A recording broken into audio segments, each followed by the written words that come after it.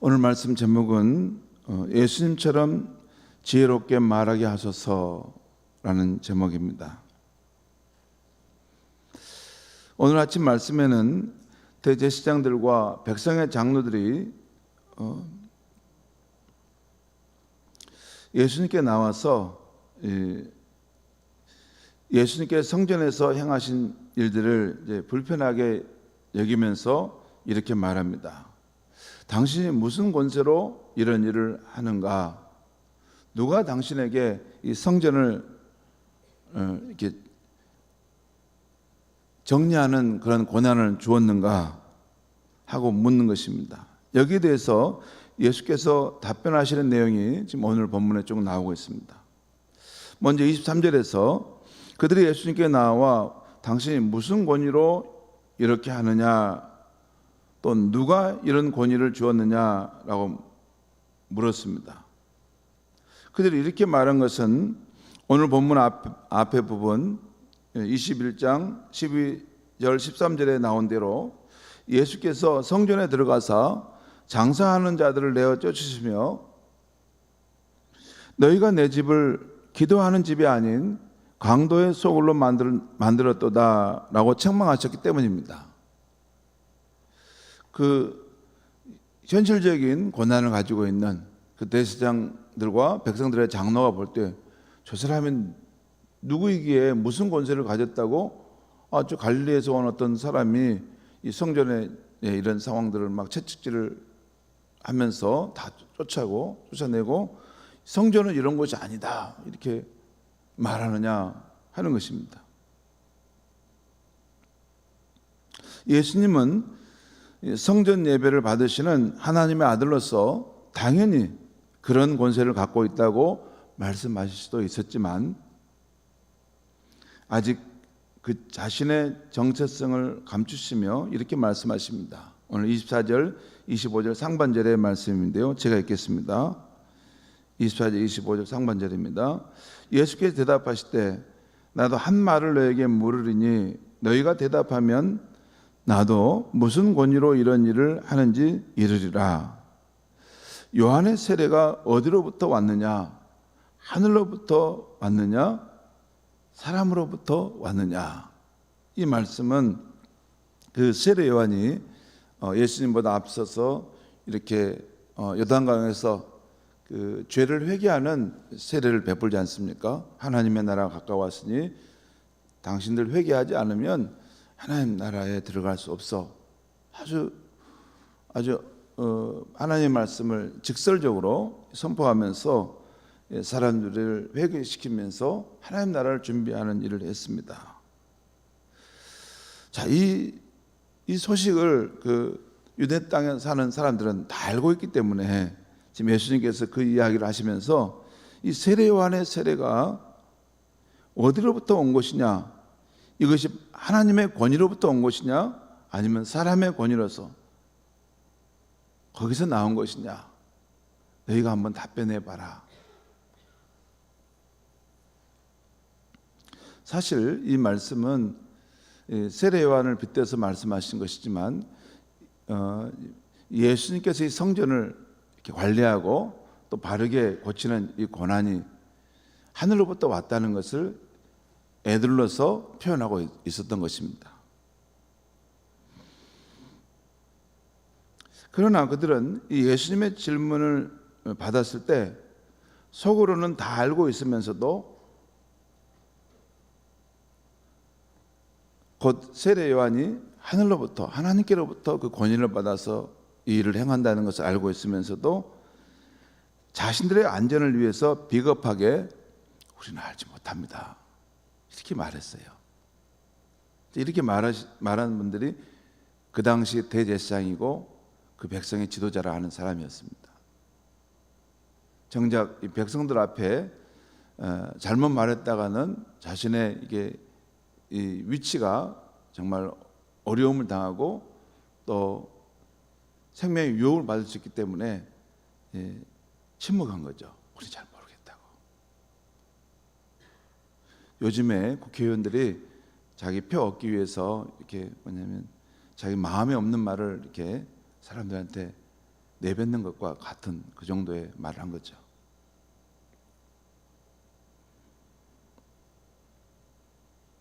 한마디로 진실을 말하기보다는 자신의 이익과 안전을 위하는 가벼운 종교 지도자인 것이 드러난 것입니다. 진실을 말하는 용기는 없고 자신의 이익을 위해서 또 안전을 위해서 그 상황만을 모면해가는 그런 지도자의 가벼운 모습을 보는 것이죠. 우리는 가끔 복음서에서 예수님을 함정에 빠뜨리려는 음모를 갖고 나오는 이들을 봅니다. 그리고 그들의 질문에 대해서 우리 주님이 참 지혜롭게 대처하는 모습을 우리가 보곤 합니다. 오늘 본문의 상황도 그런 상황이죠. 직답을 피하시고 요한의 세례가 어디로부터 왔느냐? 하나님께로부터 왔느냐? 사람으로부터 왔느냐? 너희가 먼저 한번 말해봐라. 그렇게 말씀함으로써 그 상황을 지혜롭게 피해 가십니다. 또한 요한복음 8장을 보면 가늠하다 붙잡힌 여인을 끌고 와서 이런 사람은 모세의 율법에 의하면 돌로 쳐 죽이라고 했는데 당신은 어떻게 판결하겠습니까? 예수를 다그치는 상황이 나옵니다. 그 상황은 예수님도 이쪽으로 돌로 쳐 죽이라고 해도 사랑을 말했는데 사랑과 용서가 없다고 비난할 수 있고, 또한 이런 여인을 풀어놓아 다니게 하라 그러면 율법의 말씀을 거스른다고 해서 또 예수를 올가미로 다 이렇게 걸어놓을 수 있는 그런 상황이었습니다.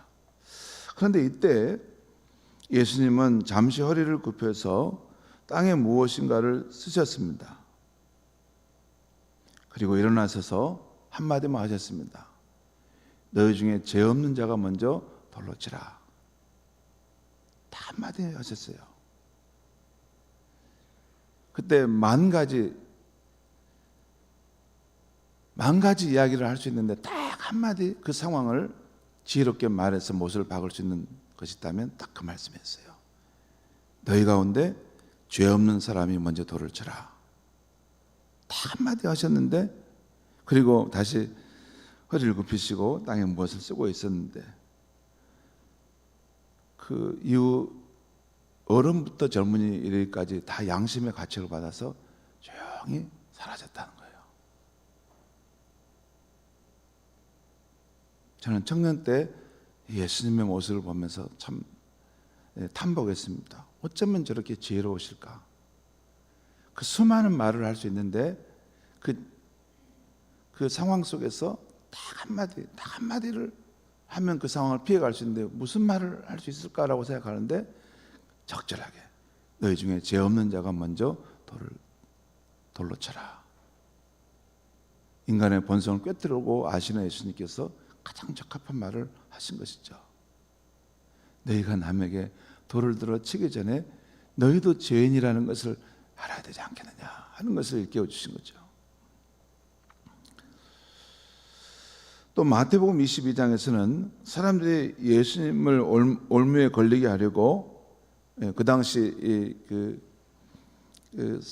국가의 어떤 정책에 반대하는 그런 사람으로 올무에 걸리게 하려고 이게 가이사에게 세금을 바치는 것이 맞습니까? 안 맞습니까? 라고 물었습니다. 그때 예수님께서 뭐라고 말씀하실까? 이때도 참 이러지도 못하고 왜냐하면 가이사에게 세금을 바치라고 하는 것은 그 당시 어떤 부당한 로마 권력에 이게 협조하는 그런 매국노와 같은 것이 될 수 있고, 또 세금을 바치지 마라 하면 국가 권력에 반대하는 불법자가 돼서 또 예수님이 올무에 걸릴 수 있습니다. 그때 예수님께서 말씀하시기를 너희에게 데나리온이 있느냐? 그걸 한번 달라 하시면서 그 데나리온을 보이면서 이 형상이 누구의 것이냐? 라고 물었습니다. 가이사의 것입니다. 그래서 예수님이 다 한마디 하셨어요. 가이사의 것은 가이사에게, 하나님의 것은 하나님께 바치라. 이 상황도 참 이게 진퇴양난의 상황입니다. 이 말을 해도 걸리고 저 말을 해도 걸리는데 딱 한마디를 하셨어요. 그 상황에서 가장 그 상황을 지혜롭게 대처할 수 있는 그 한마디가 가이사의 것은 가이사에게, 하나님의 것은 하나님께 바치라. 여러분, 우리 생각에는 이게 쉬운 말 같지만 그렇지 않습니다. 이것은 하나님, 정말 이런 표현을 하기 어려운 것이죠. 아무튼 그렇게 말씀하시자 그들은 이 답변을 듣고 놀랍게 여겨서 와, 이 사람은 대단한 분이구나 하고 떠나갔다는 말씀이 나옵니다. 이렇게 예수님은 그때그때 상황에 맞게 지혜롭게 말씀하셨습니다. 우리가 인생을 살 때 성공적인 삶을 살려면, 여러분, 성숙한 삶을 살려면 참 그때그때 상황에 맞는 말을 하고 그때그때 상황에 맞는 행동을 한다는 것이 너무나도 중요하다는 걸 느끼지 않습니까? 왜 내가 그렇게 말했을까? 그 상황은 그런 상황이 아닌데 왜 내가 그때 그런 행동을 했을까? 그때 그렇게 행동하는 때가 아닌데 나도 모르게 무엇에 정신이 쓰여가지고 해서는 안 될 말을 하게 되고 정말 어울리지 않는 행동을 하고 오지 않습니까? 그렇지 않던가요? 사람이, 온전한 사람이 되기 어려운 것은 그때그때의 상황에 맞는 말을 우리가 잘하지 못하기 때문에 그럽니다. 그때그때 행동에 맞는 말을 참으면 좋은데 그게 잘하지 못해서 공동체에 분란이 일어나고 어렵지 않습니까? 여러분, 사람이 이런 게 있습니다. 다른 사람에 대해서 불편할 수 있고 또 어떤 자기가 짐이 너무 무겁기 때문에 힘들 수가 있습니다. 그런데 거기까지는 맞아요. 그럴 수 있죠. 사람이 다 내 마음에 들겠습니까? 다른 사람이 하는 행동이 그 사람이 치우친 것 같아서 불편할 수 있고 또 나도 참 내가 힘든 상황 속에 있을 수 있어요. 그런데 딱 그 상황에 맞게끔 이게 적절하게 말을 하면 좋은데 너무 과도하게 말하지 않습니까? 너무 말을 할 때 막 이렇게 격양돼서 말하면 나는 원래 그런 것이 아니었는데 그냥 단순히 어떤 정보를 정확하게 전달해주고 이러지 맙시다 이렇게 말하고 싶었는데 내 감정이 실려가지고 이 상황이 어려워져 버리지 않습니까? 상대방은 내 본뜻을 놓쳐버리고 이 사람이 왜 이 정도밖에 안 돼 해가지고 또 나를 오해하지 않습니까? 그때그때의 상황에 맞게 생각하고 말한다는 거, 또 그렇게 행동한다는 거, 정말 이것은 온전한 사람이 되는데 정말 필요한 것입니다. 그런데 놀랍게도 우리 예수님은 그때그때의 상황에 맞게끔 지혜롭게 말하셨고 또한 피할 때는 피해 가시고 용기 있게 나설 때는 두려움 없이 전쟁터에 전진해 가는 장군처럼 사람들 앞에 자신을 내놓으셨습니다. 그 예수님에게 그게 있었어요. 그때그때의 상황에 맞춰서. 그 비결은 무엇일까 한번 생각해 봤습니다. 요한복음 16장 32절에 보면 예수님이 이렇게 말씀하세요. 십자가를 지는 그 위급한 상황에서 내게 평안이 있다, 너희가 알지 못하는 평안이 있다 하시면서 이렇게 말씀하세요. 내가 혼자 있는 것이 아니라 아버지께서 나와 함께 계시느니라. 그러니까 항상 예수님은 하나님 아버지와 함께하는 삶이 있었어요. 그래서 그 상황에 맞춰서 그의 마음을 가질 수 있었고 그 상황에 맞춰서 아버지께서 주시는 지혜로운 말을 할 수 있었던 것입니다. 그러니까 하나님 아버지의 통제 가운데 있었다는 것이죠.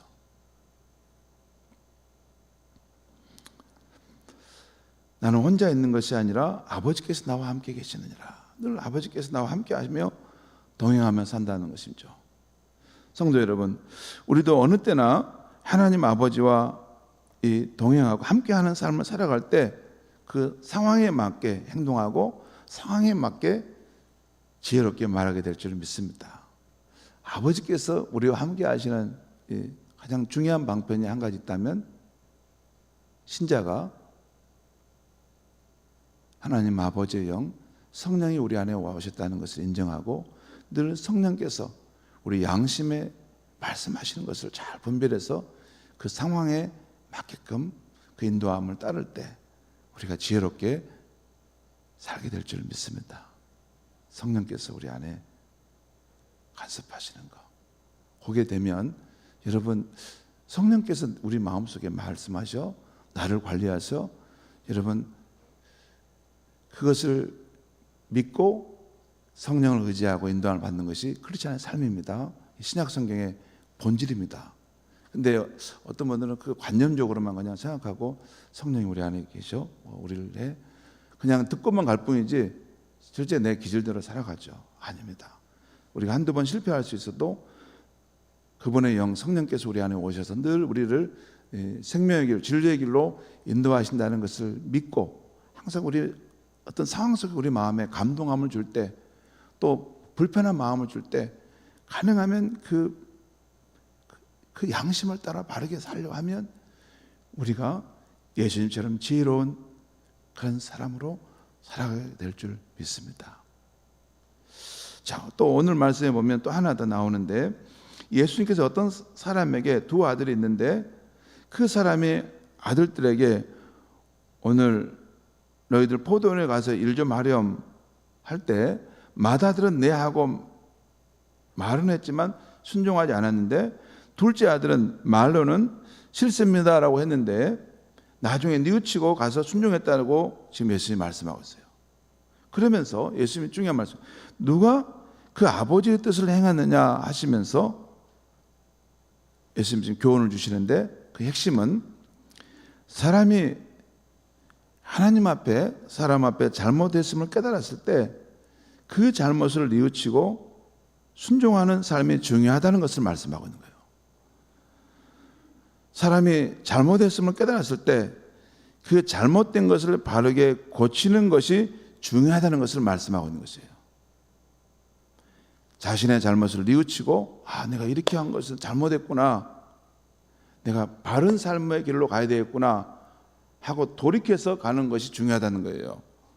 여러분, 이 비유에, 예수님의 비유에 나오는 두 사람, 큰아들 둘째 아들은 누가 더 완전하다는 걸 말하는 게 아니에요. 둘 다 불완전하고 둘 다 문제가 있는 자녀라는, 그게 우리 인간을 말하는 겁니다.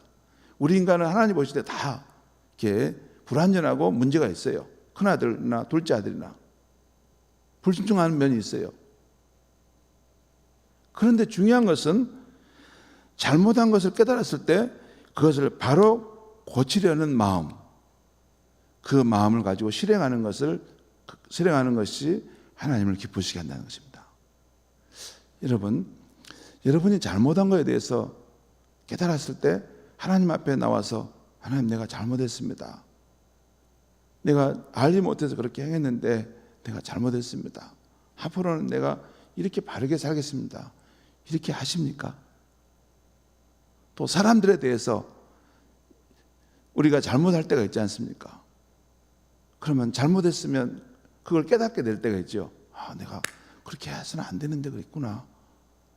그러면 그때 가서 잘못한 것을 바르게 고치는 행동을 합니까? 그렇게 하는 것이 하나님이 기뻐하시는 삶이라는 거예요.